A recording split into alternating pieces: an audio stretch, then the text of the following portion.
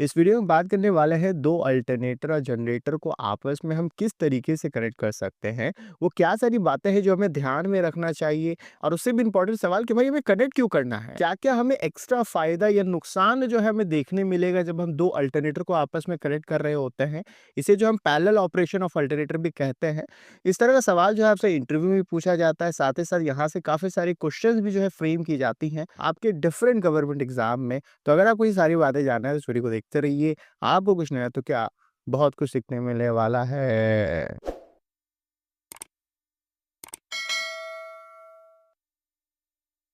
तो सबसे पहले सबसे इम्पोर्टेंट सवाल के बारे में बात करते हैं कि ये पैरेलल ऑपरेशन ऑफ अल्टरनेटर यानी कि एक से ज़्यादा अल्टरनेटर को आपस में जोड़ने की ज़रूरत ही क्यों है? हम क्यों जोड़ना चाह रहे हैं? समझा कि एक की जगह 2 अल्टरनेटर हम अगर यूज़ करते हैं तो वहाँ पे लोड शेयरिंग हो जाएगा, दोनों जो है मिलकर के जो भी लोड का डिमांड है उसको पूरा करेगा। पर दूसरा ऑप्शन भी तो है ना हमारे पास, उसकी जगह पे बहुत बड़ा अल्टरनेटिव भी तो बना सकते हैं।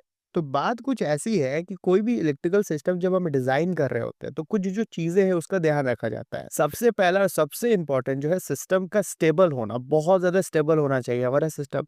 यानी कि अगर आपका अल्टरनेटर मान लीजिए किसी भी कारणवश खराब हो जाता है तो वो जितने लोड को सप्लाई कर रहा था वो तो बंद हो जाएगा, बट उसकी जगह अगर आप दो अल्टरनेटर यूज कर रहे होते हैं तो अगर एक अल्टरनेटर खराब भी हो जाता है तो दूसरा अल्टरनेटर कुछ तो सप्लाई कर रहा होगा, पूरे तरीके से आपका सिस्टम तो शट डाउन नहीं होता। हालांकि जनरेटिंग स्टेशन में अक्सर जो है एक एक्स्ट्रा जो है स्टैंड बाय जनरेटर हम रखते हैं कि अगर कुछ फॉल्ट हो जाए तो हम स्टैंड बाय जनरेटर को चालू कर दे, सप्लाई जो है रुकनी नहीं चाहिए। बट बात वही है कि इकोनॉमिकल पॉइंट ऑफ व्यू से जो है ना ये थोड़ा सा दिक्कत हो जाए। और साथ ही साथ अगर बहुत बड़ा जनरेटर बनाने की कोशिश करते हैं तो डिजाइन पर्सपेक्टिव से भी जो है काफी लिमिटेशन आ जाता है, बहुत ही ज्यादा इंसुलेशन का रिक्वायरमेंट हो जाता है, बहुत बड़े बड़े टरबाइन जो है आपको बनाने पड़ते हैं, उसी हिसाब से सारा सिस्टम जो है आपको डिजाइन करना होता है। तो ऐसा है कि मान लीजिए उदाहरण के तौर पे आपको समझाने की कोशिश करता हूँ कि 100 यूनिट पैदा करने के लिए मान लीजिए 100 रुपए आपका खर्चा हो रहा है।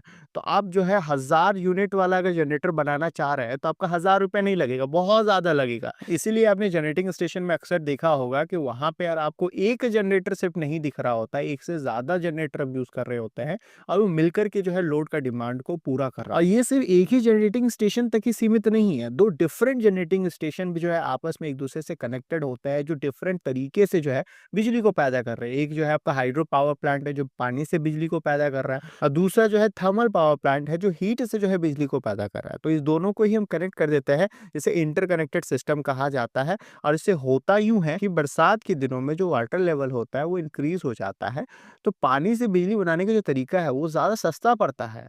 और गर्मी के टाइम में ड्राई सीज़न में जो है कोयला से जो है बिजली बनाना ज़्यादा फ़ायदा हमको दिखता है।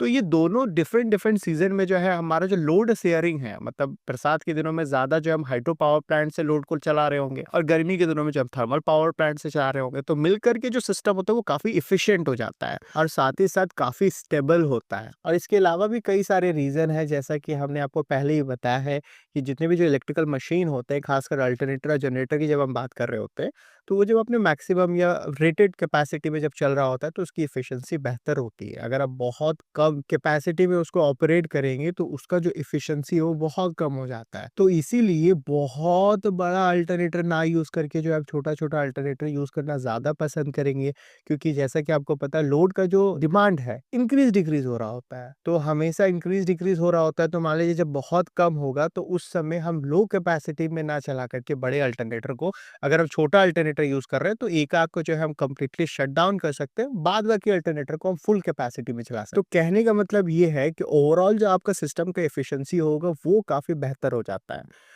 तो आपको समझ में आ गया कि पैरेलल ऑपरेशन जो है यानी कि अल्टरनेटर को आपस में एक दूसरे से कनेक्ट करना क्यों ज़रूरी है, पैरेलल ऑपरेशन क्या होता है। अब अगर करना चाहते हैं, जोड़ना चाहते हैं दो अल्टरनेटर को एक दूसरे के साथ, तो क्या-क्या कंडीशन है, किस-किस बातों का आपको ध्यान में रखना है, उस बारे में बात कर लेते हैं। तो सबसे पहला जो इम्पोर्टेंट कंडीशन वो ये है कि जिस दो अल्टरनेटर को आप एक दूसरे से कनेक्ट करना चाहते हैं, उसका जो फेज़ सीक्वेंस है, वो सेम होना चाहिए। जैसा कि आपको पता है 3 फेज़ सिस्टम में 3 फेज़ होता है, आर-वाई-बी हम उसको कह रहे होते हैं कॉमनली। तो आप आर फेज़ को आर फेज़ से कट करेंगे, वाई फेज़ को वाई से कट करेंगे और बी को जो है बी से करेंगे। अब देखिए यहाँ पे 1-2 टर्मिनोलॉजी है जो आपको अक्सर सुनने मिलेगा, खासकर जब एमसीक्यू क्वेश्चन आप सॉल्व कर रहे होंगे तो वहाँ पे आपको पता होना चाहिए। जिस भी अल्टरनेटर को हम कनेक्ट कर रहे होते हैं, उस अल्टरनेटर को जनरली हम इनकमिंग अल्टरनेटर कह रहे होते हैं। और जो अल्टरनेटर ऑलरेडी चल रहा होता है, या तो हम उसको एक्जिस्टिंग अल्टरनेटर कहेंगे या रनिंग अल्टरनेटर कहेंगे, या अगर एज़ अ सिस्टम अगर हम बात कर रहे हैं तो ऐसा कहते हैं कई बार कि हम इनकमिंग अल्टरनेटर को बस बार से हमें कनेक्ट करना है। तो मैंने सारी तरीके की बातें आपको बता दी, अब आपको कंफ्यूज नहीं होना है। और दूसरा इंपॉर्टेंट कंडीशन ये है कि जो रनिंग अल्टरनेटर है और जो इनकमिंग अल्टरनेटर है, उन दोनों का जो टर्मिनल वोल्टेज है कनेक्ट करते वक्त वो सेम होना चाहिए। दूसरे तरीके से आप ऐसे भी कह सकते हैं कि जो इनकमिंग अल्टरनेटर है उसका जो आरएमएस वोल्टेज है वो आपके बस बार के वोल्टेज से सेम होना चाहिए। और तीसरा जो इंपॉर्टेंट कंडीशन है वो ये है कि जो इनकमिंग अल्टरनेटर है उसका जो फ्रीक्वेंसी है, जिस फ्रीक्वेंसी में जो बिजली को पैदा कर रहा होता है, नॉर्मली ये 50 हर्ट्ज होता है भारत में, तो वो रनिंग अल्टरनेटर के फ्रीक्वेंसी से सेम होना चाहिए, यानी कि 50 हर्ट्ज ही होना चाहिए थ्योरेटिकली, आइडियली। पर प्रैक्टिकली अगर मैं बताऊं तो एग्जैक्टली फ्रीक्वेंसी को जो है सेम नहीं रखा जाता है। इसे ध्यान से सुनिएगा क्योंकि यहाँ से क्वेश्चन को फ्रेम की जाती है। प्रैक्टिकली क्या करते हैं हम, जो इनकमिंग अल्टरनेटर होता है उसका जो फ्रीक्वेंसी होता है उसको स्लाइटली थोड़ा सा ज्यादा हम रखते हैं रनिंग अल्टरनेटिव कंपैरिजन में। तो आपके दिमाग में सवाल आ रहा होगा भाई ऐसा क्यों, इसकी तो दिक्कत हो सकता है। तो नहीं, ऐसा नहीं है, दिक्कत नहीं हो इसलिए ऐसा हम कहते हैं क्योंकि जैसे ही इनकमिंग अल्टरनेटर को आप कनेक्ट कर रहे होते हैं रनिंग अल्टरनेटर के साथ, तो इस इनकमिंग अल्टरनेटर का जो रोटर है उसका स्पीड जो है कम हो जाता है।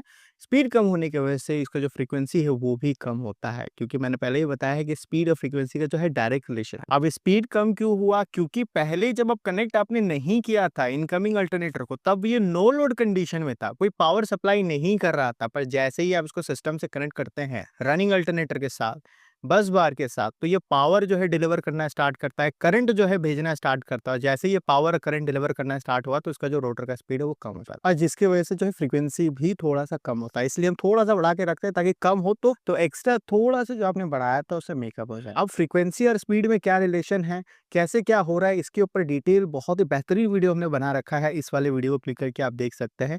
उम्मीद है आपको पैरेलल ऑपरेशन ऑफ अल्टरनेटर अच्छे से समझ में आया होगा।